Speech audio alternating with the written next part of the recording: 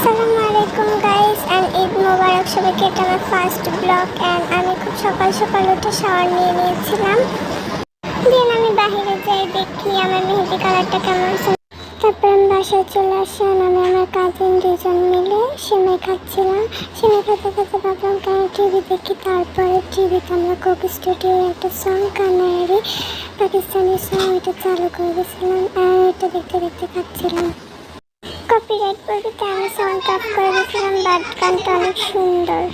দেন আমি আর আমার কাজিন মিলে মেহেদির কালার নিয়ে গবেষণা করতেছিলাম আর কি।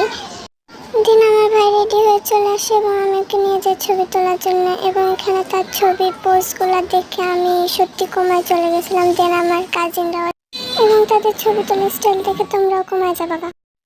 তারপর আমি আর আমার কাজিন চলে যাই বিরিয়ানি খেতে। রান্না করে দেন নানার কাছ থেকে বিরিয়ানি নিয়ে আসে আমার ঘরের মধ্যে এবং বিরিয়ানিটা শুধু অনেক মজা।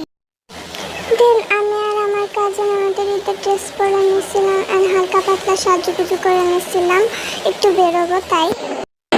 বাট আমার পিছনে এটা কী হচ্ছিল, যাই হোক বাদ দাও।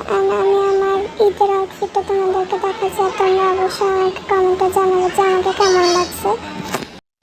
তারপর আমি বাইরে থেকে এসে আইসক্রিম খাওয়া শুরু করে দিয়েছিলাম আর এটা ছিল ভ্যানিলা ফ্লেভার আইসক্রিম, অনেক মজা ছিল আইসক্রিমটা।